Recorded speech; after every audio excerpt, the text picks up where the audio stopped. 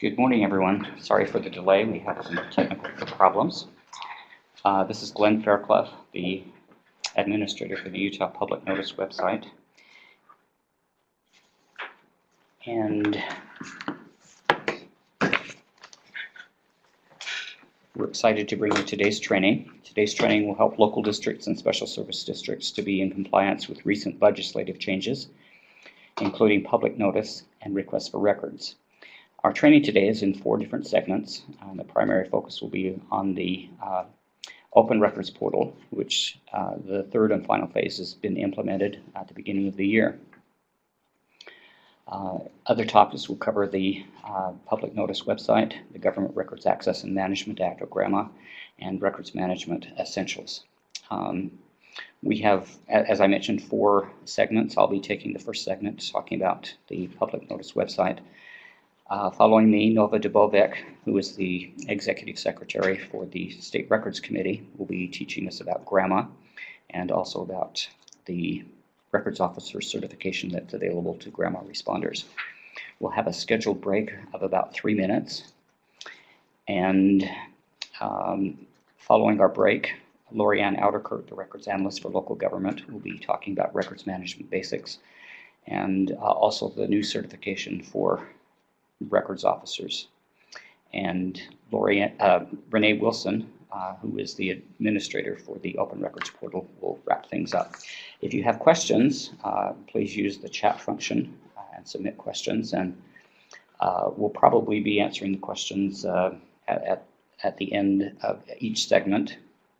And the slides and the audio will be available on the internet in about a week. So the Utah Public Notice website is dedicated to bringing greater accessibility to public notice information and increased participation by the public. It is a central source for all public notice information statewide, and this information is provided in a standardized format for publishing. It allows the public to subscribe either by an RSS feed or by email to a body to receive the notices and updates that are published. And public notice informs members of the general public of government and government-related activities which may concern their local area, municipality, county, or state. These are screenshots showing the home page of the Public Notice website and the About tab. The Utah Public Notice website was created by the 2007 legislature. When the Public Notice website was launched the following year in 2008, municipalities and special districts with an operating budget of under $1 million were exempted, and this exemption expired December 31st of 2012. So as of that date, all special districts are now required to comply with the various requirements to post public information. The Open and Public Meetings Act, found in Title 52, Chapter 4 of the Utah Code, mandates that notice and the agenda of all public meetings be available to the public. And requirements for other types of public notice can be found in more than 60 statutes in the Utah law. And these statutes can regulate actions of state agency bodies and commissions, and many can be found in laws that govern counties and municipalities and local or special districts and other references, even some as obscure as the Utah Uniform Probate Code, which if the courts haven't been able to determine a residence, locate a person by any other means, then they publish on the Public Notice website. And some specific mandates, public notices must not only be posted on the Utah Public Notice website, but also on the Utah Legal Notice website. But posting only on, if it's required to post to both, you're not posting only on the Legal Notice website doesn't relieve a body from also posting on the Public Notice website if that's also legally required. A lot of people think that there's one blanket set of requirements for everyone to post on the Public Notice website, but this isn't the case. There there's some confusion because 3 different subsections in the Open and Public Meetings Act, and these outline different requirements for state government agencies, for legislative bodies of a county, a city, or a town, and then a catch-all category for everyone else.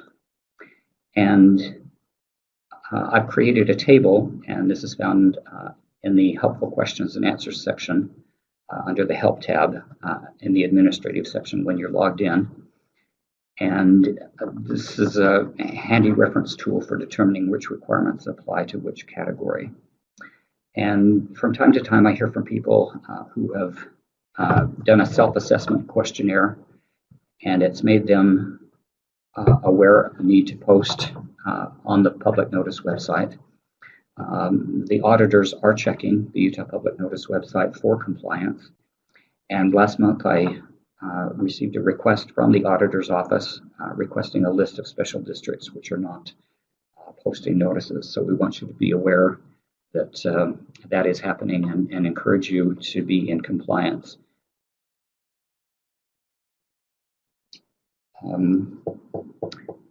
So a new requirement came into being last year. This is as a result of Senate Bill 99, the transparency for political subdivisions. And this new requirement is that special districts post the contact information, the name and contact information for each member of the board. So their name, a telephone number, and an email address. And this can be, there's been some concern about privacy and posting someone's personal email address or telephone number. So some districts are posting a general number for an office number, an office email address, and being in compliance that way. So entity account owners, those with the administrative capability to go beyond posting to do some updating of information, they can add up to 20 contact, the names and contact information for up to 20 board members. There are a few, especially among the associations of government, that do have more than 20 members. If that's the case, please please contact me. And that same warning that the state auditor is looking for compliance and did request a list of those that are in compliance with this particular section of the law. So here's a recap of what you should be doing. You should post notices and agenda on the Utah Public Notice website and make public materials available in the business office during normal business hours. Post the name, telephone number, and email address of each board member on the Utah Public Notice website, and contact me if you need assistance. If I'm not available, Renee is the designated backup, and if I'm not available, she can help you. Here are some resources. The principal resource would be the website itself, utah.gov/PMN.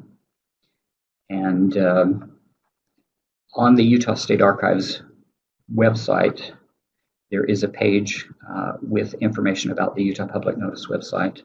Here you'll find a comprehensive website manual to help users to perform the different functions that they need, step-by-step instructions illustrated with screenshots.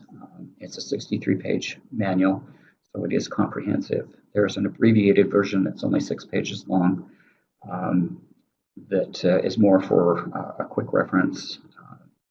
Maybe you've forgotten something and just need a quick refresher, quick reminder of how to do something, and that's a good source. On the website itself, as mentioned previously, there is the Helpful Questions and Answers section, and that has lots of good information. Are there any questions coming in from? Yes.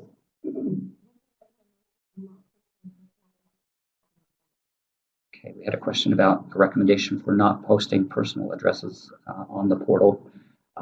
As I mentioned, some agencies are using the business telephone number for the for the Special Service District, or a general email address that might go to the secretary, and then she would pass that information along to the individual.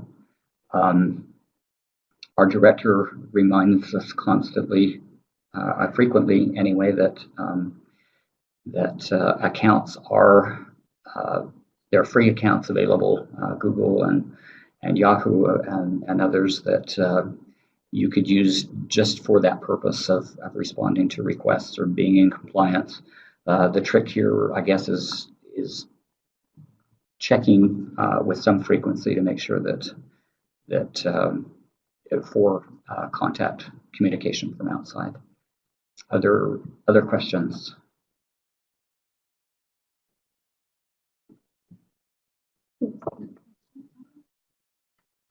I can't see that. That's too Glenn, here's another question.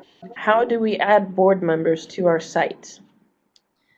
Okay, how do you add board members to the site? So this is something that can be done by those with an entity owner account, and you would edit or add the names of board members just the same way that you would edit the body template. So from the dashboard on the left-hand side, you would go to the subheading that says body, and then click search, and then click edit. There is a section at the bottom under the contact name for you, for the person to contact for information about that particular body. There are 3 empty fields, one for the body member name, one for the body member telephone number, and one for the body member email address. So you would enter the name of one individual, the information for one individual, then you would click the add button, and you would repeat that for all members of the board. Once you've finished, you would click the save button at the bottom of the page, and that will add those that you need. When it comes time to edit, we've just had an election.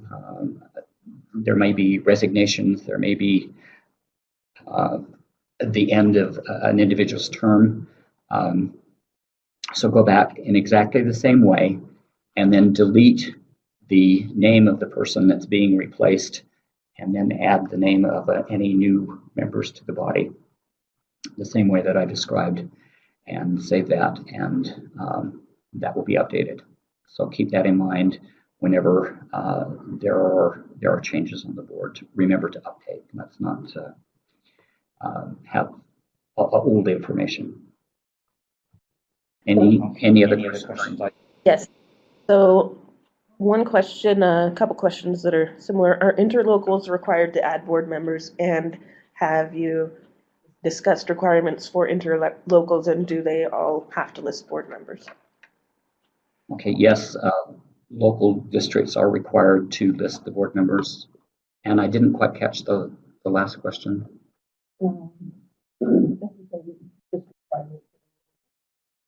So yeah, the requirements for interlocals and local would be the same as for special districts.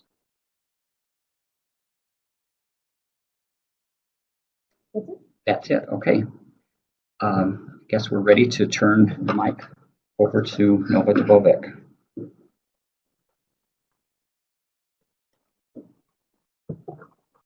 All right. Hello. My name is Nova Dubovic, and I am the Executive Secretary to the State Records Committee. Today, I'm going to talk to you about 2 paths for Records Officer certification that is tailored for duties and responsibilities you perform. Lorianne is going to take the second half of the training and talk about the records management portion. Mine is going to be GRAMA.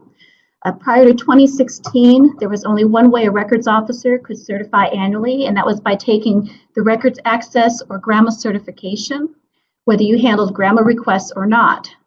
So before we get ahead of ourselves, let's go ahead and go over some basic responsibilities.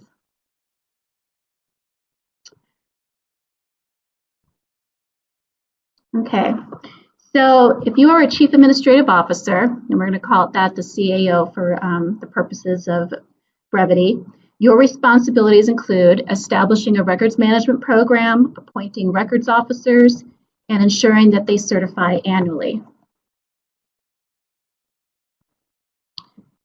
As a records officer, if you're an appointed records officer, your responsibilities regarding records may include care and maintenance, scheduling and disposal, classification and designation, providing access, and preserving.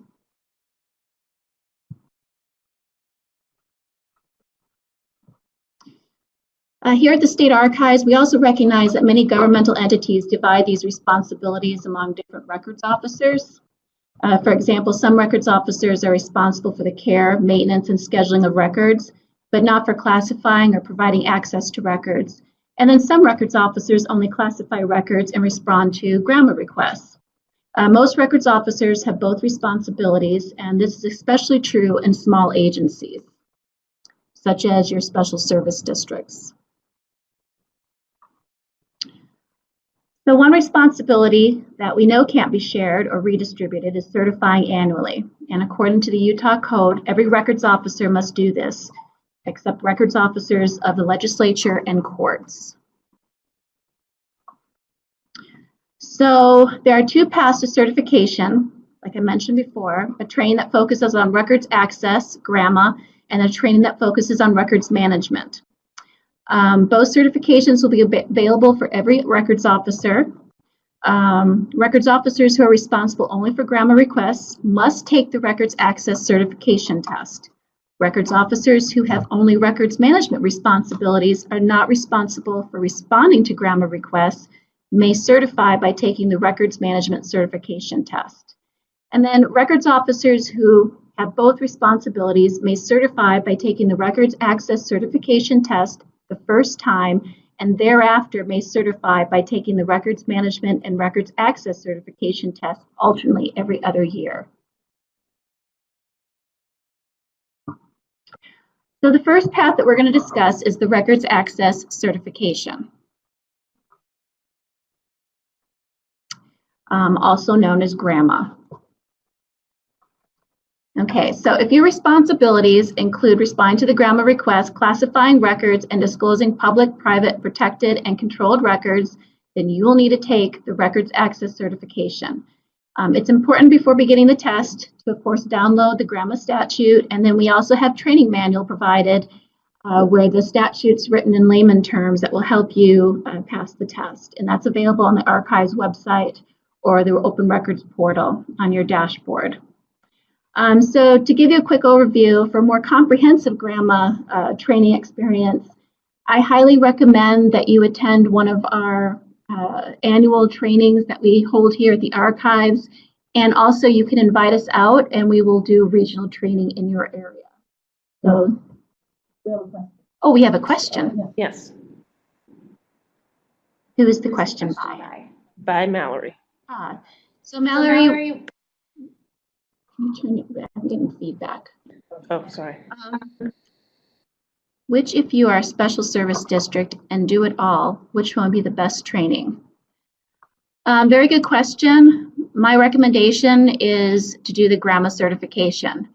To give yourself a break, I would recommend doing the records management in alternate years, but if you just want to do the GRAMA certification, that'll be fine if you do both, if you have both responsibilities.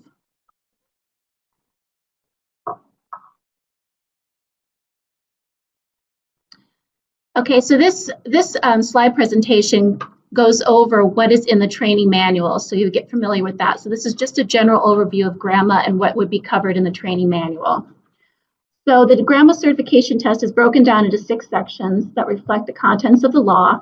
The test can be retaken as many times as needed to obtain a passing score. That's good. However, it must be noted that the last 4 sections in the law, you do not need to know to pass the test. But I highly recommend or advise that you review and become familiar with those just on your own. So in addition to the legislative intent, there's also a list of 30 definitions in Module 1. The definitions provide the legal meaning of terms used within the law, and the records officer should refer to them when unclear on the context in the provisions. Records officers should know a few important definitions readily.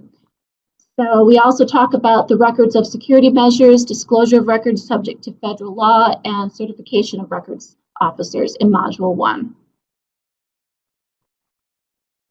So legislative intent.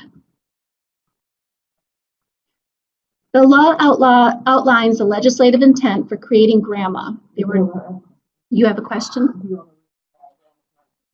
Oh, okay, we have another question. Randall Knight. What is estimated time to complete the review and take the test? I've heard from anywhere from an hour to 2 to 3 hours, and some people have started and then have gone back and finished it when they're able to. That's when they can start and stop. Yes, you can start and stop. Thank you, Gunn. Okay, so go back to the legislative intent for creating GRAMA. They were trying to promote the public's right to easy access to public records and at the same time to permit the confidential treatment of some records when interest and restriction outweighs the access. And it also further stated the purpose of this act is to establish fair and reasonable records management practices. So that's the intent of GRAMA. So in addition to the legislative intent, like I mentioned before, there's definitions. And one, I'm not going to go over this a whole lot because Lorianne's going to take it, but is the meaning of records. A record means a book, a letter, a document, and really what you need to focus on is regardless of the physical form or characteristic. And also that it is prepared, owned, received, or retained by a governmental entity. And the record must be reproducible by photocopy or other mechanical or electronic means. The law also goes over what is not a record. So we have personal emails and documents that are not work-related, temporary drafts created for personal use, books contained in a library, junk mail or spam, and computer programs.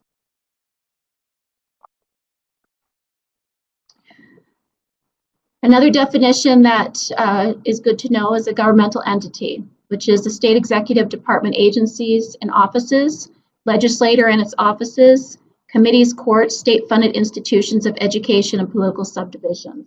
Essentially, if you're funded by the public, then you'd be considered a governmental entity. Individuals and person. GRAMA refers often to person within the law, especially in provisions of access and fees. And it's just important to know that a person is an individual, could be an organization or a combination of all of them. So record security measures. In part 1, it talks about security plans, security codes, combinations and passwords, passkeys. These are not subject to GRAMA, so it specifically outlines that. Disclosure of records subject to federal law. HIPAA. The Health Insurance Portability and Accountability Act, including medical records identified as protected by HIPAA and controlled or maintained by the governmental entity, are not subject to GRAMA. Also in the law, it identifies FERPA as not being subject to GRAMA, but we don't cover that in the training manual. And lastly, in Module 1, the certification of records officers that we talked about earlier. So Module 2 is access to records. As a records officer whose responsibility is to respond to GRAMA requests, Module 2 and Part 2 of the law is probably the most important module and part to understand and be able to apply.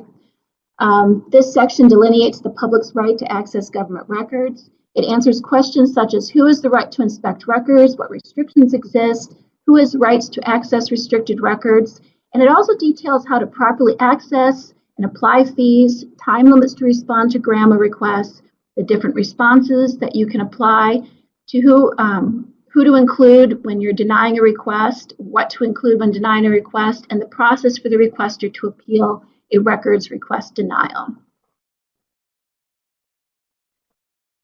So, who does have the right to inspect a record? The right to inspect records and receive copies. Every person has the right to inspect records and receive copies during normal working hours. The governmental entity is not required to create a record unless it doesn't interfere with governmental duties and responsibilities and the requester agrees to a fee. And access cannot be hindered because the record is electronic or in a relational database. So who can you disclose records to?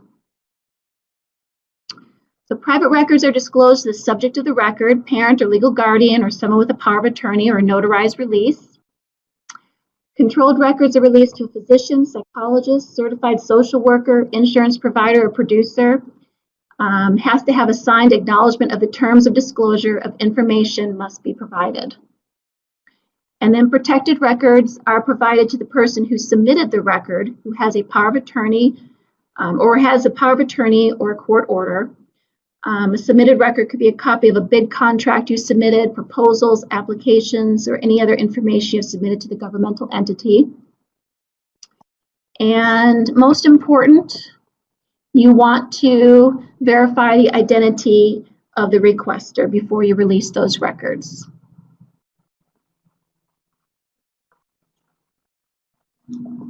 Okay, so when a records officer receives a GRAMA request, he or she has 10 business days after receipt to respond, and there's 4 ways that you can respond. You can approve and provide the records, you can deny, you can notify the governmental entity does not maintain the record, you can notify the requester of an extraordinary circumstance, and there's 8 extraordinary circumstances listed in the law. If you do claim extraordinary circumstances, you must notify the requester within the 10 business days that they have the right to appeal the extraordinary circumstance claim if they disagree with the reason or date the records will be provided. So also in Module 2, we talk about fees, denials, and sharing records and subpoenas. So fees. GRAMA states that a governmental entity may charge a reasonable fee to cover the actual cost of providing a record. For state agencies, fees are established by a legislature. Local governments should establish fees by ordinance or written formal policy. And it's a good idea to establish a fee schedule that includes copying costs.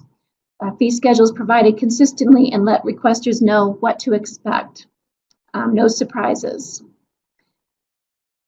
And in some instances, fees may be waived. GRAMA encourages waiving the fee when the request benefits the public rather than the specific individual. We think of that as far as the media a lot of times. A person who requests a record to obtain information for a story, a report for a publication, or broadcast to the general public. That would be considered benefiting the public. And then also GRAMA encourages the waiver of fees if the requester is the individual who is the subject of the record, or the legal guardian or legal representative, and for impecunious requesters or individuals.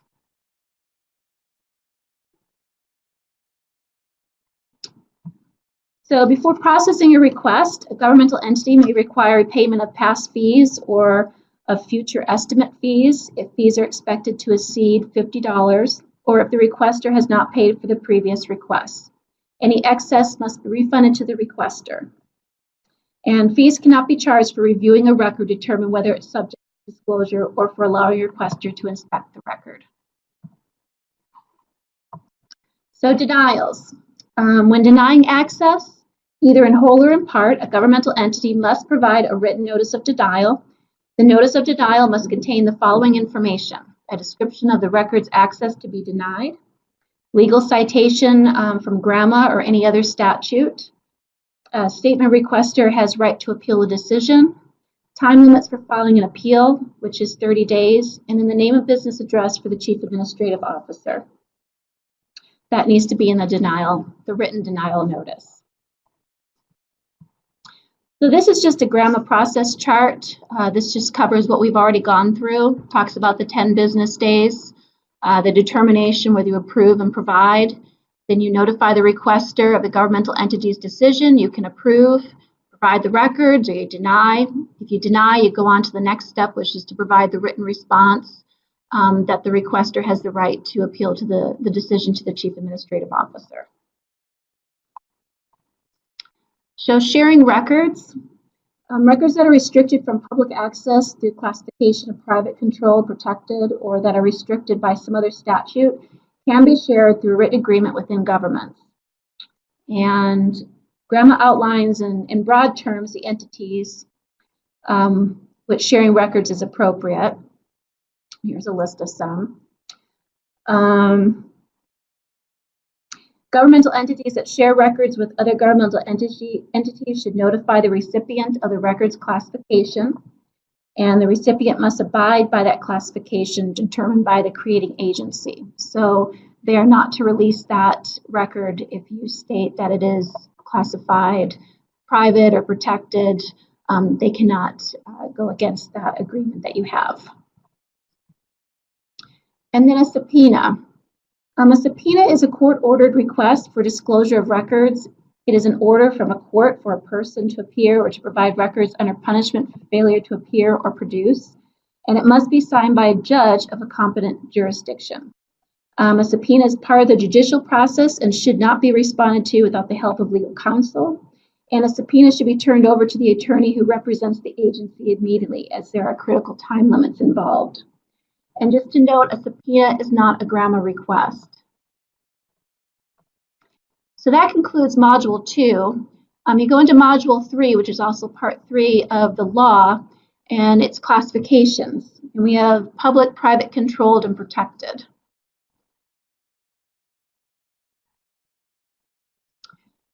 So public records. Public records are open meeting minutes, financial records, initial contact reports, government contracts, and all records not specifically restricted in the law.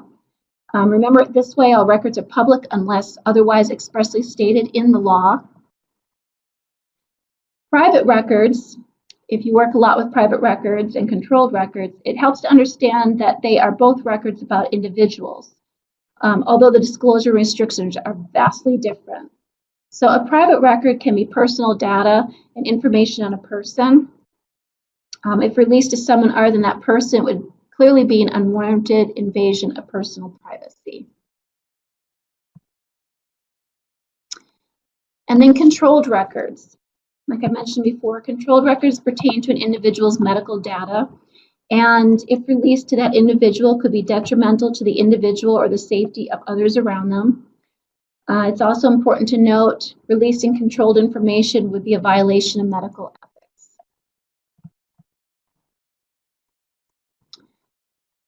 And then the last classification is protected records. There is currently 65 protected records listed.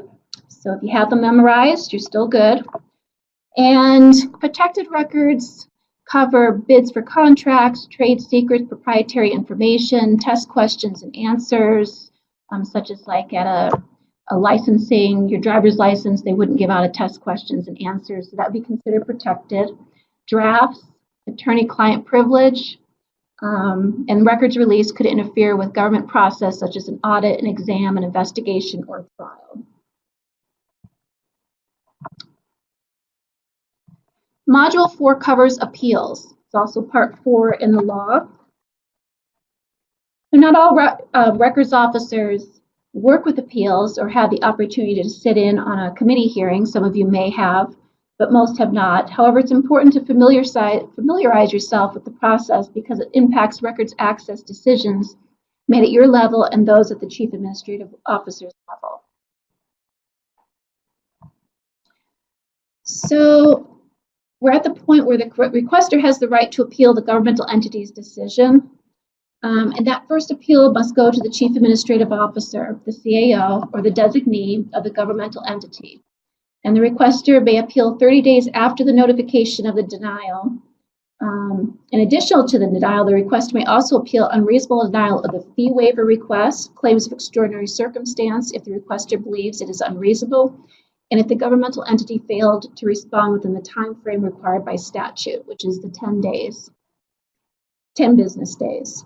Once the Chief Administrative Officer has responded, the next level is to the local appeals board if you have one established. If not, the CAO's decision may be appealed to the State Records Committee or District Court. And this is just another flow chart that breaks it down. So we are at the 5 business days for a Chief Administrative Officer. That's how long they have to respond. There's 12 business days for a business confidentiality claim, but I'm not going to go into that. It's a little bit more complex. But they have 5 business days to respond, so they determine whether to approve, access, deny in whole or part, or if they just don't respond, then they're upholding the denial. They notify the requester, and they can approve or deny. If they deny, they go on and they notify the requester they have the right to appeal the decision. And again, they provide a written response, the right to appeal, 30 days to file an appeal, who to file appeal with. Again, if you have a local appeals board, it must go to the local appeals board first. That's in the law, and that was changed in 2016. If you don't have a local appeals board, it can either go to district court or to the records committee.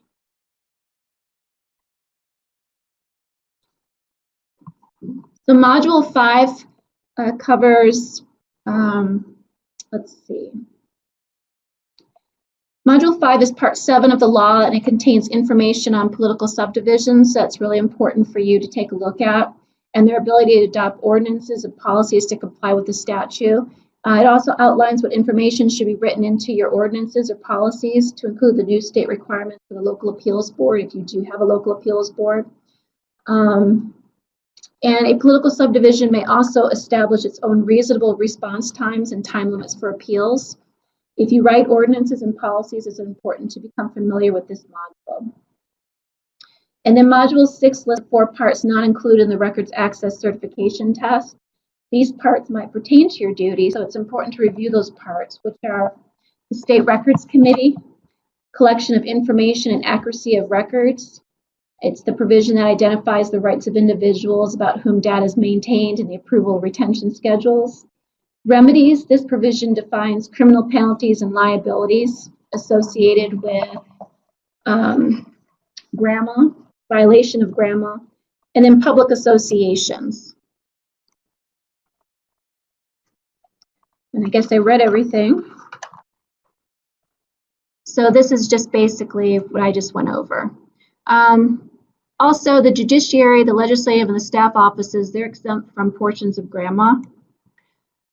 They're not subject to the State Records Committee appeals process and responsible for management and retention schedules of their own records.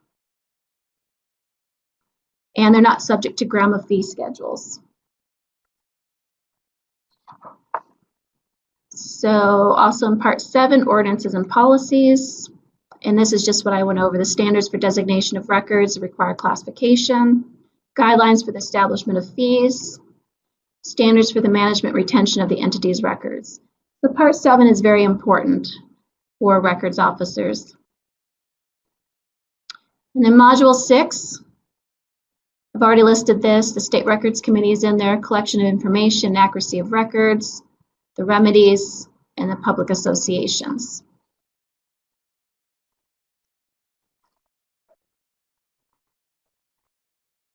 So if this is part of your duties that we just went over for records access, then you need to take the GRAMA test. If it is not, then what Lorianne has to go over is probably more to what you need as far as your duties.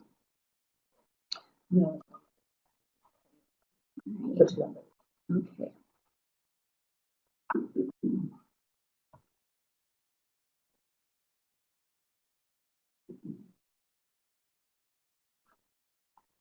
And I think we're taking a 3-minute break. Okay.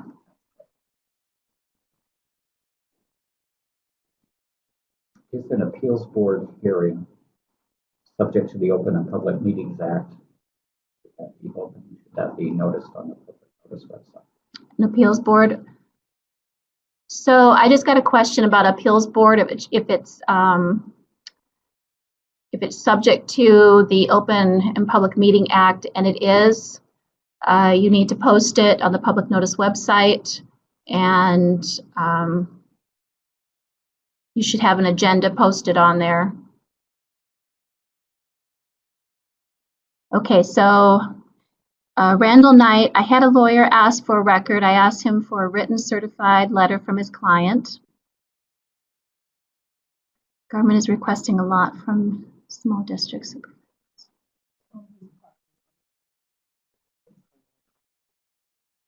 Yeah, this is not something I'm going to be able to answer, but it sounds to me like you would need to talk to the legislature and request funding. We definitely understand your pain out there.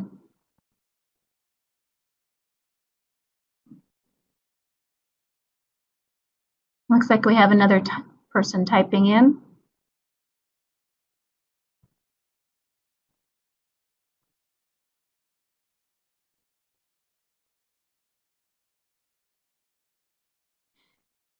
Okay, so if there is a denial, we don't refer them to the CEO, but to the Records Committee. No, so at the governmental entity level, the records officer level, when you deny a GRAMA request in whole or part, you let the requester know that they have 30 days to appeal to the Chief Administrative Officer. After they have appealed to the Chief Administrative Officer and received a decision, if you do not have a local appeals board, then it would go, they can appeal to the State Records Committee or to District Court. Is that what you're asking, Charisse? Okay. Yeah, they need to appeal to the Chief Administrative Officer to perfect the appeal. Anybody else?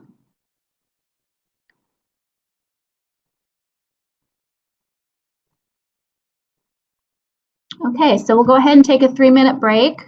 You're more than welcome to send your questions to us after this presentation. So we'll take a 3-minute break and I'll turn it over to Lori Ann. Thank you. Yes. Welcome back, everyone. My name is Lori Ann Outerkirk. I recognize a lot of names on the chat feed, so I think I've met quite a few of you, and I'm excited to just spend some time talking to you. Nova went over a lot about the GRAMA certification, and I'm going to talk about the second certification option, and that is certification in records management. One of the reasons that we developed this training, as Nova stated, was so that those records officers who do not have responsibilities in handling GRAMA requests or responding to GRAMA requests, but their responsibilities are with retention schedules and scheduling records, transferring records, disposing of records. We wanted those records officers to have a training specific to their responsibilities and needs.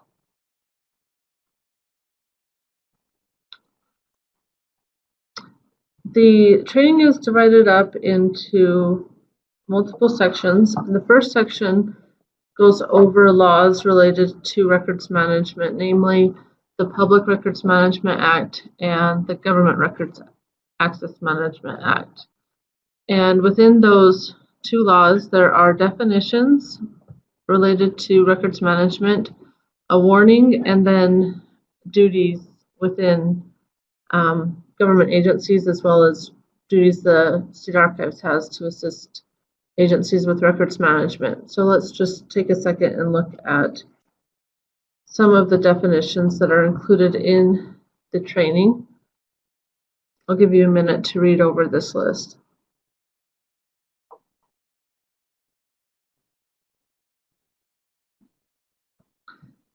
Okay, these definitions of these terms are found in GRAMA, but they apply to records management and to the records management laws found in the Public Records Management Act. The training goes over the definitions and also explains how these terms and concepts apply to records management. And we'll talk a little bit about some of these in a minute. The law also addresses responsibilities, and it comes with this warning to government agencies that it's illegal to intentionally destroy, mutilate, damage, or dispose of a government record contrary to a properly adopted retention schedule. And the training covers why that is and what you can do to make sure that you don't do that. Largely, it has not been a problem in my experience, but we do like to educate records officers that that is included in the law. And then Section 1 also covers duties. There's duties that lie within the governmental entities, their responsibilities with records management, and then also the duties of the archives, what we are responsible for as far as assisting agencies in records management, and also services that we provide. Section 2 talks about principles of records management, and this section isn't so focused on the law, but rather best practices. And the intent of this section is to help you to create a vision for yourself and for your agency to take you from maybe something that you're feeling like your records look something like this picture and transition into, a vision that looks like this, where all your records have a place, you know where your records are, you know how to access them, so that your records management program is very clean and easy to execute. Then we go on to Section 3, and this section is a little bit longer than the other ones. It covers 10 practical steps for implementing retention schedules. And we'll talk a little bit about that here. These are the 10 steps. I'll give you a second to read those.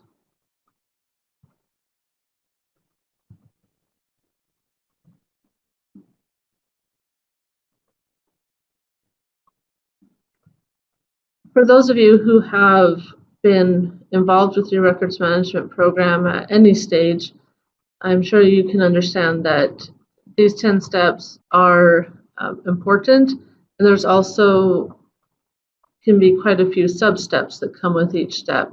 But we tried to design the training so that it helps you to make a plan for your records and to move forward with that plan, and helps you to evaluate and then, of course, continue to improve your plan. So although there are these 10 steps listed, we have tried to focus the content to be most helpful to you, and also to address what we call points of pain. And these are questions that we get a lot from records officers, gaps in understanding that we have learned about as we've worked with different agencies. And some of those points of pain include retention schedule types. Retention schedules are important to them after the retention is met. There are a couple of different types of retention schedules. There are the general retention schedules, which the State Archives publishes and maintains. And those are available for any governmental entity to use as published. There's also the series-specific retention schedule, and those retention schedules can exist for an agency for a couple of different reasons. One reason is that maybe the agency has records that do not fall under a general retention schedule, and so we need to create a unique schedule for that agency for that particular record type. That's one reason why we would work with an agency to create a series-specific retention schedule. The second reason is that the agency wants to use one of the archives services, and so we need to collect data about their records in order to manage that service for them. If you have questions about this, you want more specific advice about your records and your retention schedules, feel free to contact me. I'm happy to go over your particular situation. This is just a general overview, but I understand that each agency is unique, and so I'm happy again to talk to you about your specific retention schedules. And my contact information will be at the end of this slide, or excuse me, at the end of this presentation. Okay, another point of pain that we have seen, a question we get a lot is, say an agency calls us and says, we have all these different copies of a record, which copy do I need to keep? And the answer to that is, well, which one is your record copy? Which one have you decided is your official copy? And there are several things to consider with that. And the training goes over those different items, questions you need to ask, decisions you need to make. But essentially, what it comes down to is you choose your record copy and you commit to keeping that record accessible for the duration of its retention, and you manage that record as well as any additional copies that may exist, and preserve it as necessary according to the retention schedule. And then when the retention's met, you either transfer it if it's a permanent record, or you destroy it, just depending again on the retention schedule. Another question we get is about electronic records, namely social media, emails, instant messages, and database systems. And if you recall what Nova talked about with what is a record, the format of information is not a determining factor whether or not it is a record or not. It's the content that determines if it is a record. And so along with that, agencies may have information in their social media accounts, in their email, instant messages, or their databases that are government records. And that is highly, highly likely for database systems. I don't know that I've ever met an agency that had a database system that did not contain records. And emails as well, and instant messages and social media, you would have probably some type of record information.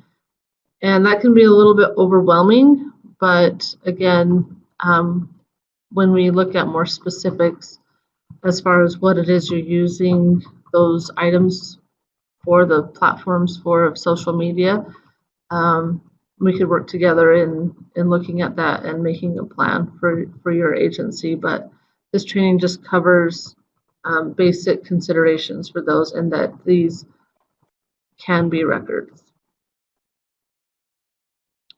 Along with the database, we get questions about how to schedule the database. What's the retention of my database? And the answer to that is that your database itself is not a record. The information contained therein is a record. And so we would look at what information is contained in your database and then schedule that record and have a retention schedule for the different groups of records. Okay, just an overview in managing electronic records. Again, it comes down to just establishing a plan for how you're going to manage those records. If you need to reformat the records in order to keep them as long as the retention requires, if you need to migrate from one system to another, and what your storage options are, and some future possibilities.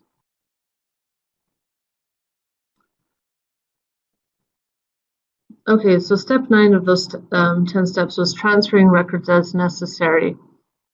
The State Archives offers a couple of different options for storing records, and sometimes there's some confusion as to what our services are because we have 2 different facilities. This first facility that you see is the State Records Center in Clearfield. This facility is a warehouse type storage center. It is not humidity or temperature controlled, so it's intended for inactive records that most likely will be destroyed at some point. Agencies can transfer records to the State Records Center and store them here for free. The agency just is required to purchase the boxes from Office Depot and to get the records to the Records Center. If your agency chooses to store records in the Records Center, the custody of the records would remain with your agency. And what that means is that if someone, say, puts in a GRAMA request to access records that your agency is storing in the Records Center, you would contact the Records Center to retrieve those records, and you would handle the GRAMA request. You can also just ask for your records to be returned to your office if you need them, and you can either keep them in your office or you can return them to the Records Center. So it's a service, again, that's free, and it's something that we provide, but you still have access to your records if they're stored there. The second storage facility is the archives, and this is the facility that is in downtown Salt Lake City. And the storage here is intended for historical records only. So these are permanent records. The facility is humidity and temperature controlled, so it is designed to take care of records for a very long period of time. And records are transferred to the archives once the agency really has no administrative need for those records. And when the records are transferred to the archives, custody is also transferred, meaning if we got any GRAMA requests for those records, then we would handle that request. We are subject to the same requirements under GRAMA as any other government agency. Most records do not come to us until they are public, but there are a few exceptions with that. And then as far as accessing those records, the public can come to our research center and request that. So those are the two different storage options, and both are free. Okay, then step 10 is destroy records as necessary. We've talked a lot about retention, and so retention is the time period in which the record is to remain in the custody of the agency. Once that retention has been met, then the record will either be destroyed or it will be kept permanently. And that will depend on the retention schedule. I'm not going to get into specifics on that. But if the disposition is destroyed, then the record should be destroyed. Retentions are not just a minimum, and all copies of a record should be destroyed at the same time as the record copy. So if you think back, we talked about how there could be a lot of different copies of a record. Once that record type has met its retention, if there's electronic copy, a paper copy as well, and the record retention schedule says that record needs to be destroyed, then both of those formats should be destroyed. Okay, and then just to end with, of course, we always like to know what we can do to make your job easier. If you have feedback about the records management training, please let us know. We take all the feedback that we get from people who attend our classes or just email us, and we compile that and consider it as we plan future training classes and offerings. So please don't be shy. Let us know what we can do to help you more. With that, I'll just turn it over to Renee.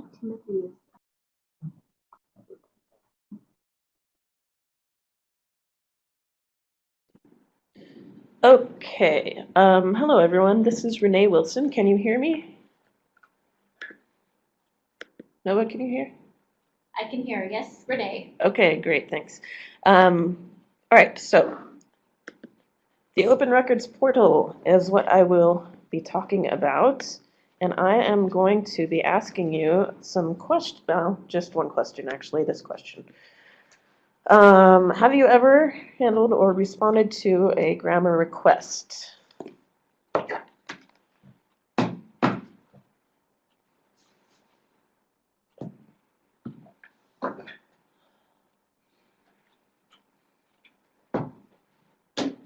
Randall Knight, I just read your comments and I like it. I'm all about making things easier for records officers. But I will say, in case anyone didn't notice, Randall Knight's comment is that the recertification should be easier because the test questions are very similar. And recertification should just be a request. We did add links in several of the questions now to online, like the law, which will show you where the answer is. So that is one improvement that we have made, and hopefully we will make more in the future. Anyway, so let's look at this poll. Most of you have responded to a GRAMA request or handled a GRAMA request. That is wonderful. Okay, I'm going to, maybe I'll just move that away for now. Thank you for taking that so I can see. The Open Records portal is located at openrecords.utah.gov. This is what it looks like at the moment. And the portal has 3 different parts to it. So the first part is the actual records request portion, the GRAMA portion. This is where people can submit records requests and you can receive GRAMA requests. You can respond to GRAMA requests. You can also input requests that are received outside of the portal. This is a new feature and it's pretty cool. And you can also download portal statistics, and I will be showing you how to do all of this. The second part is the Open Records part, which is not yet active and not yet active. Still being planned, let's put it that way. So we just want to be able to give you lots of one place online to do lots of different things at the archives, including uploading records and transferring records and creating record series and all sorts of things. So the third part of the portal is the Records Officer Dashboard, which I'm assuming a lot of you did use already because you registered for this training session. You can also take the certification test there, update your personal contact information, enter unique fields for your agency's records request form. That's a new feature as well. So one really cool thing about the portal, this all came from legislation, of course, and the Open Utah website was modified to include this records request portal and also links to online records. This is where it is in the law. I'm not going to read this. The part that is relevant here is that this website serves as a point of access for GRAMA requests. So that is what we have done, created this point of access. The portal opened in 2015 for state agencies and then last year for counties, municipalities, transit districts, and school districts. And this is the cool thing I was meaning to say. It's that this year, 2017, it's open for you, which is cool because we've actually fixed a lot of the issues that we have had in the portal.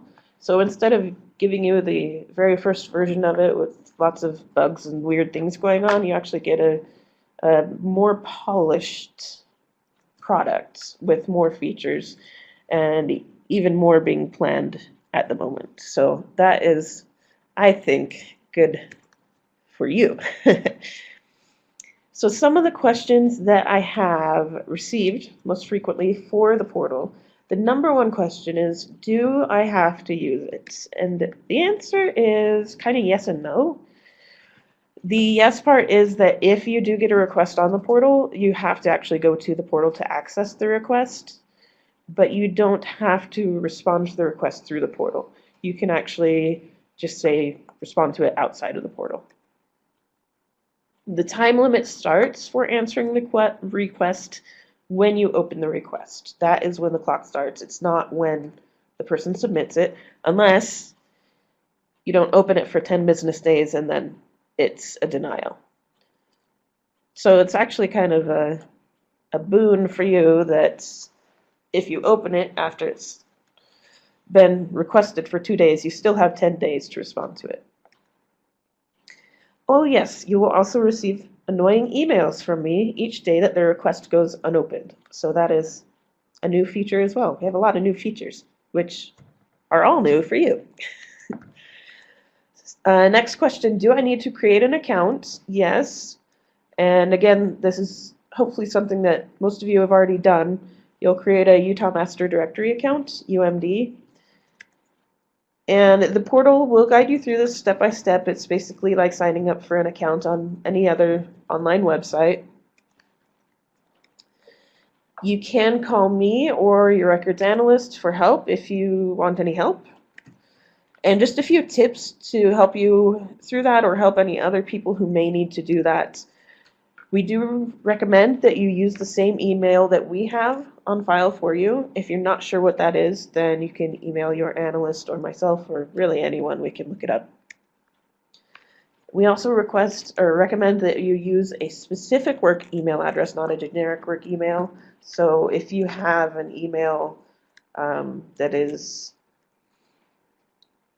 your agency name at whatever.com, and everyone uses that email, we recommend you actually make a different email or use a different email that only you access so it doesn't cause problems in the system with multiple people trying to create an account. Oh, okay, I have a comment from Pamela Spencer. She says, I stated that I would be responding to the request outside of the portal, and the portal still denied the request. I couldn't find a way to update the status of the request.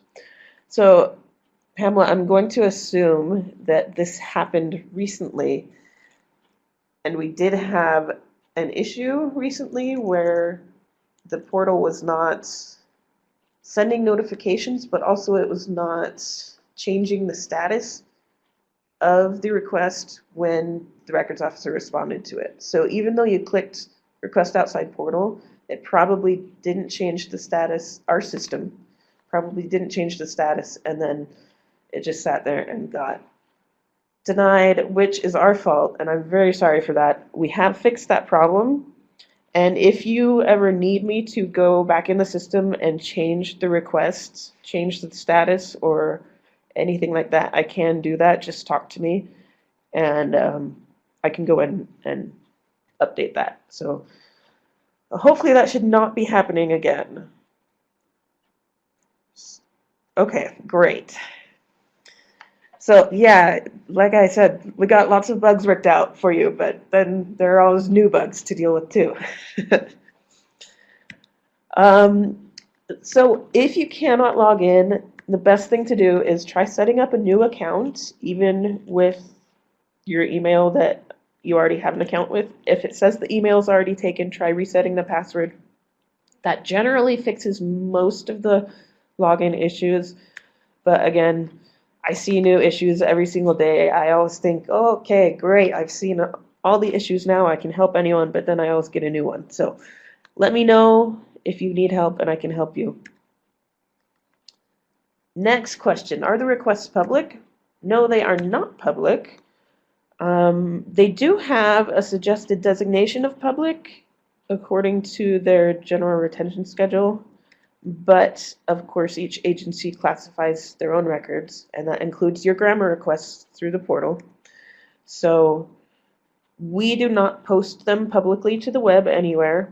The only people who can see them are the person who actually makes the request, the records officer, and then myself, and we can see the requests.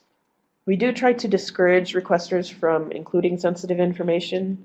That doesn't stop them from putting it in, but we do try to put warnings in there. Oh, like this. This is the text. Please do not submit any confidential information, such as social security number or account numbers. And then when they do submit the request, we have this notice as well. GRAMA requests are public information. Again, we don't post them to the web publicly like some other agencies do, but we do have this on there to discourage sensitive information. The requests are not kept forever. They will be deleted after 2 years according to the state schedule. And we haven't actually had any issues that I am aware of people abusing the system. People do have to submit requests one at a time, so they can't just spam everyone at once. And I mean, we do have people who submit lots of requests, but that's not quite the same as people abusing the system. So if you do believe someone is spamming you or trying to wreak havoc, please let me know and we can take care of it. So a few resources I want to point out for you before I show you more. When you go to the portal at openrecords.utah.gov, at the very bottom is a button that says Help Center. This is a bunch of articles and how-tos that I have put together. And if you ever see or don't see something there that you want to see there, you can let me know and I can create a page on how to do that. So if I do get questions that I think would be beneficial to multiple people, then I'll create a new page there. Again, hopefully we're making the Open Records portal intuitive enough that you don't need to access this help center, but if so, then hopefully it is there. Oh, how did I not include that question? I just got a question from Tina Lindsay. I've never used the portal, but if someone submits a grammar request, will I automatically be notified I have a request? Yes. And I don't know where I used to have that as a frequently asked question. Anyway, you will be notified. There will be an email that is sent to you. If you would rather have it sent to a generic address for your agency, we can do that as well. So, yes, you will get notified. Another resource for you at the bottom of the screen on the main page of the portal is the frequently asked questions link, and this is mostly about GRAMA stuff, the law, time limits, other questions. And yeah, again, if you don't see a question, let us know and we can add it. And then the contact us, of course. We actually do like to hear from you. I really love getting feedback on what's working and what's not. So let us know if you have questions or feedback. So let me show you how this works. The actual request submission. Oh, here it is. So the requester will find your agency, submit a request, and then you'll get notified you have a request, and then you respond to the request. That is the basic breakdown of what happens. So the requester comes to the main page, they click on one of these buttons. This is the screen they'll see. We'll zoom in here so you can actually see what's going on. Your records officer information is there online, so if you are ever unsure of what's showing up online, you can look it up and check it out. And then they click this Request Records button to submit a request. This is the form. If any of you are familiar with the generic GRAMA form that we have online, this is pretty much that same form, just in electronic format. We also have that form in this presentation. If you look on the screen, kind of in the top right, there's a little box that says Files. That GRAMA request form is in there. That's our generic form. So let me just go through this quickly. At the top of the form is your agency information, and then the actual records request part where they type in what they are looking for. Next comes their information, the requester information. And then if they are requesting restricted records, they can tell you that they have power of attorney or a notarized release. Again, it's up to you to verify that however you choose. They can upload documents here with their requests. So if they uploaded a scan of their requests, they could do that. But again, it's up to you whether or not you need to see something in person, have them mail it in. It's each agency decides how to determine that. And then our favorite part they can state whether they want a fee waiver, of course, because who wouldn't want a fee waiver, right? And also if they would like an expedited response, they can state that here as well. Then at the very bottom of the screen is where they click submit, or they can upload documents as well and submit at the same time. So that is the request form. Your side of things will look a little bit different. This is what you will see now. We have two different views here. One is the dashboard, and that includes notifications. So that'll tell you like if you have your certification expiring soon or any upcoming trainings. And then news will just be any news items that we have going on. And right now you can see it looks kind of blank. That'll be more populated in the future as we get that rolling more. Records requests are found underneath. If you click on the records request button, that is basically the same thing but without the two boxes at the top, so it just shows you the records requests. So on the requests, when you're looking at them, you can click any of the top row items, and that'll sort by that feature facet, by that facet. And then to open a request, this is how you open a request. You just click anywhere on the request, and that is what starts the timer. So clicking on the request opens it, and that starts the timer. Unless you click this little circle, which is the plus sign, that kind of drops down the request so you can see a little preview of the request without actually opening it. If you want to see requests that are already closed or previous requests, right now it's hidden a little bit, but we plan to make that more visible in the future. For right now, it's under the advanced search. If you click on only open requests and then change it to no, and then click the apply filter button, then it will show you all the requests that you've ever had. And I don't expect you guys to remember all of this. This is a lot, but hopefully you can take some time to play around on the portal. If you want a sample request, like just a test request, I can send you a test request, or you can create a user account and send one yourself. But yeah, if you do want a test request, let me know and I can send it to you so you can try different things on the portal and see how it works. The reports button at the bottom will show you your agency statistics. It doesn't actually give you a report, it gives you a spreadsheet of data.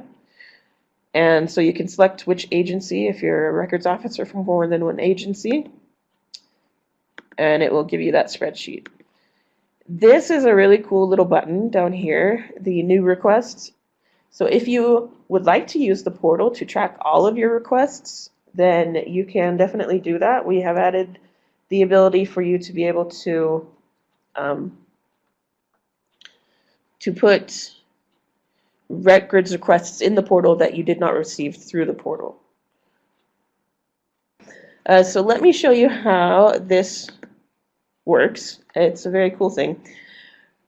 You click the new request button and you basically just fill out the information the same as if you were the requester yourself. So you just fill it all in and that's it. And then it gets added to your requests. So for answering a request, let me show you how to do that. So here on the screen, you click a request to open it, and this is what the screen looks like. It's kind of a lot there to look at visually, so let me break it down for you again so we can just take a look at each little section. The top of the request is the title, due date, fee, if you have any fee. I'll show you more about that later. The status, and then if they put in a date range for the records, then it will show up there as well. The description is next. As you notice, this is one big ugly blob of text. We will be fixing that soon so that the text actually holds the formatting rather than turning into a big blob of text. I apologize for the big blob. For now, that is what it looks like, but it will be getting fixed soon. Then if they did submit any, if they did state that they have rights to the records, like the power of attorney or anything like that, that will show up underneath. And then there's a little, oh yes, right there. Power of attorney or notarized release will show up there. If they want the fee waiver, it'll show up there. And then if they want an expedited request, it'll show up there. There's a more detail button underneath that. It will list the requester information, like the name and their email and a couple other little things. This is the print request button. So if you need to print the request, you can do that. And for any of you who have printed the requests, I just want to tell you that we have a new template that will be applied soon, so the printed requests will look better. The close request button, okay, I need to tell you about this button. This, don't use this button. This button doesn't actually do anything. And it will be going away soon, but just don't use it. It used to do something, now it doesn't.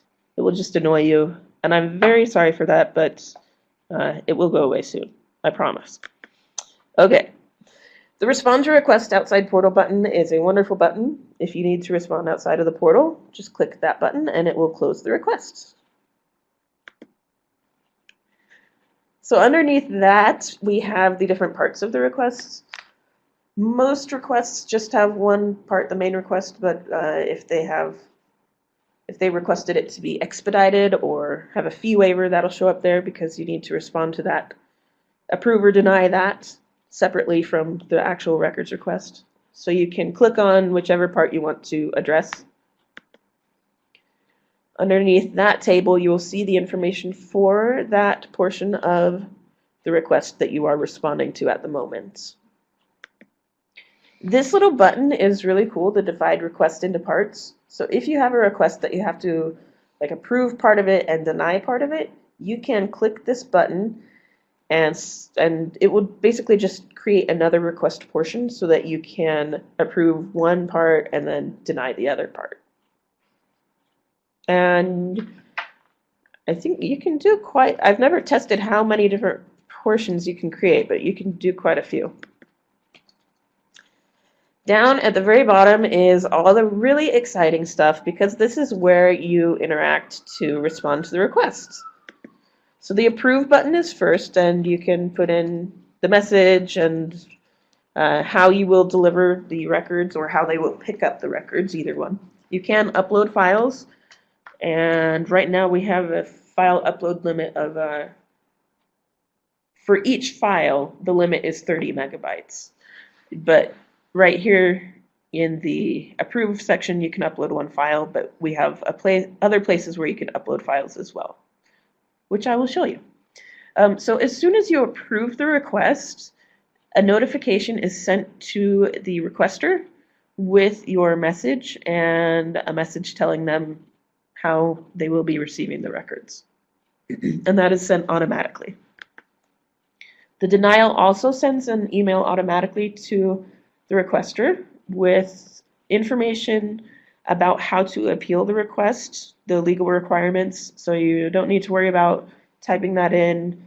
That will be automatically included. Your Chief Administrative Officer information will auto-populate if you do need to verify it to make sure that it's correct. And if you need to send the denial to anyone else, like if your CAO would like a copy of denials or anything like that, you can CC or BCC that person in. The extraordinary circumstances, again, this sends a notification. Pretty much anything you do down here sends a notification to the requester that something has happened with their requests so that they can keep track of what's going on.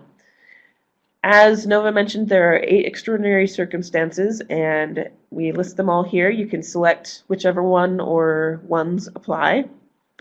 And then depending on what you pick, you will be able to select the date when the records will be made available to you or approved or denied or whatever. The next tab option is a referral. So just a note, the portal does not actually send records requests to other records officers. So this, if you select referral, it does not send the request to that other agency. It just tells the requester, you need to go talk to this other person. So you can send or give a referral to a records officer, a particular person, if you know who the person is, or you can just refer the person to a particular agency, or if you want to just write it in free form, you can do that. There's also this little button here, does not exist referral. This is one of the things that we will be making more visible in the future. But if the records just do not exist, then this is where to find it right now. That does not exist referral.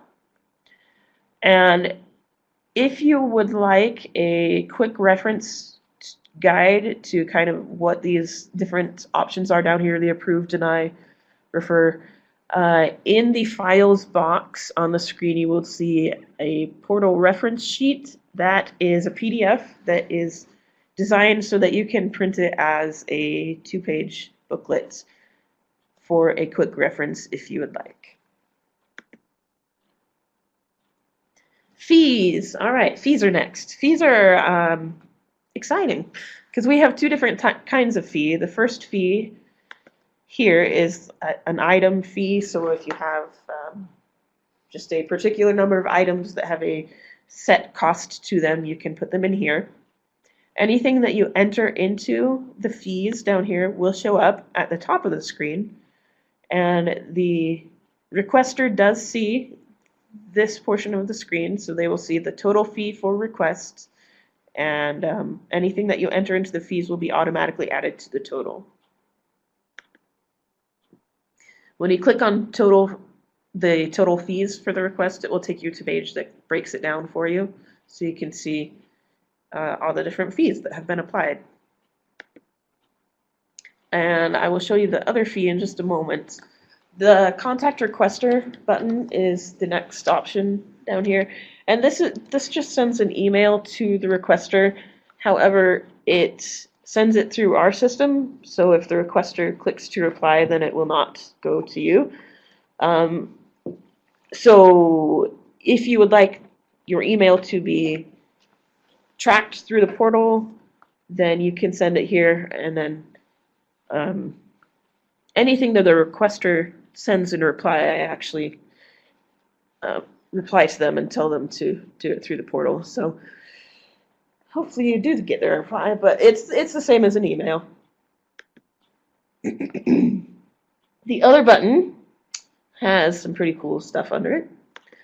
Tasks are the other type of fee that we have. So if you want to, well,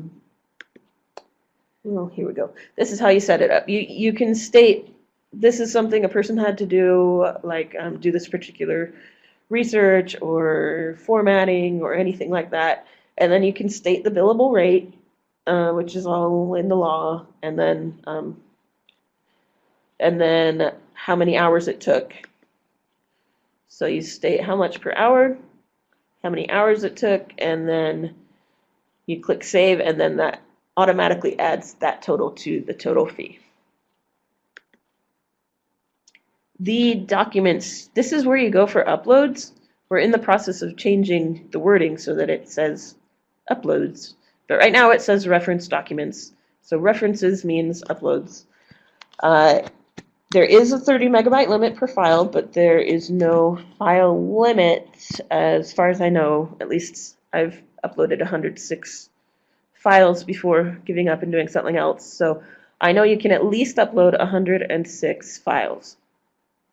Also, if the requester uploads a file, this is where you will find the upload. So I got a really good question from Eileen Condor, which I failed to answer. Where does the money go when fees are required? We unfortunately don't actually collect money through the portal yet. It's a feature that I would like to implement in the future, but right now we don't because it involves money. But however your agency collects those fees, just keep doing that. And someday we will have that for you and everything will be sunshine and rainbows. So, yeah. Sorry for the disappointing answer. Oh, look, here we go. There's a sample of a bunch of different stuff uploaded. So yeah, uploads are under the reference. Notes are next. So if you need to add a note, you can. You can state whether the requester will see the note too. And if I do anything to the request, then I will leave a note as well. And that's only like if you need me to, if you accidentally close it and I need to reopen it, then I will put a note there. This person contacted me and requested me to reopen it and blah, blah, blah. Okay. And then the log, you can see everything that happened to the request. Randall Knight has a comment that your accountant should know what account to put the money in. Yes. Thank you. The log is also being updated so that it's worded better so you understand who did what, but that can also be found there. And that's the whole thing right there, the whole request. There's a lot to it and a lot of different things you can do. So we do want to know if you do have special records request needs or you're already using an online request system. Also, of course, if you have questions or concerns, we want to know. If you have suggestions, I get some really good suggestions from our, I call them our power users, our requesters who put in a lot of requests. They give me a lot of good suggestions, so I appreciate knowing those things. And then if you like the portal, you know, that's nice to know too. So thanks for everyone who gives feedback. So the bottom line is, what does this mean for you? If you get a request from the portal, then you need to respond to it just like you would any other request. If you don't respond to it, then it'll be timed out and marked as a denial, and then they can appeal the denial. So that's pretty much it. Okay, so I received a question from Chris Colton. Since we can adopt our own fee schedules, is there a way that the requester would be able to see what our fees are ahead of time? Or do they just get the bill and then find out how much it will cost? I honestly thought we put in a way to do that, but I don't think we did. It's on our radar. It is something we want to do, to put in the fee schedules. They do get a notice anytime that you add a fee, but that's not the same as a fee schedule. So that is on our list of things to add to the portal. Right now, it does not show. But you can put in a link to a fee schedule if you have a fee schedule listed online. You could definitely do that. Why wouldn't the fee be included in the response? Well, it's not included in the approval or denial email, but it is included in when the fee is applied or created, then the notice is sent at that moment. But that's not a bad thought to include it in the response. I'd have to think about how that would work, but yeah, I will think about that. That's a good idea. Okay, Rhonda says, if I understand correctly, once we set up an account, then we would be able to receive the request by email. Is that correct? You will receive a notification by email that you have a request. You won't actually receive the request by email.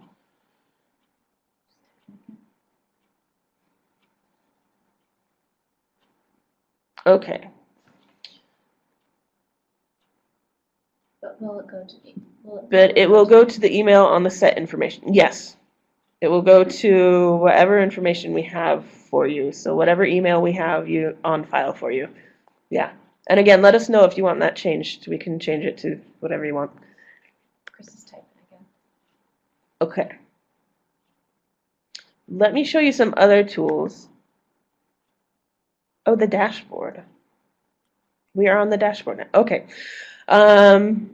So the next part of the portal is the dashboard, which I kind of showed you a little, but there are these other buttons here which are handy dandy. The training, you can do your certification on the portal. And it will show you this screen that has a lot of information on it. So shows you whether you're certified or not, and then the date that you need to renew by. Ooh, that is overdue, isn't it? Whew. Okay. This is an old screenshot, as you can tell. Now, if you're not certified, this should be showing me a big red X because I'm not certified anymore. But anyway, then you can see the different tests that are available, as Nova and Lorianne talked about. And your test history, which I really love this part. You can see all the different tests that you've taken. If you need to reprint your certificate, you can do it right here, and it'll show up. If it's not showing up, let us know and we can take a look. And then if you did miss any questions in your test, you can see those missed questions. You will not see which of the answers is the correct answer, but you will see which answer you selected, so you can not select it again. And as you notice, my second test down there, I got 100%. If you get 100%, you will not see the View Missed Questions button because you didn't miss any questions. So, if you're confused as to why that's not there, that may be the reason. You can also register for training on this wonderful screen here, which I'm thinking most of you probably did, but it's super easy. You just click register for this class, and then you're registered. Under My Account, you have your profile, and you can update your information there at any point. You can also update your agency information now. Under the agency detail, you can select whichever agency you want to change and then click on that and see the agency information.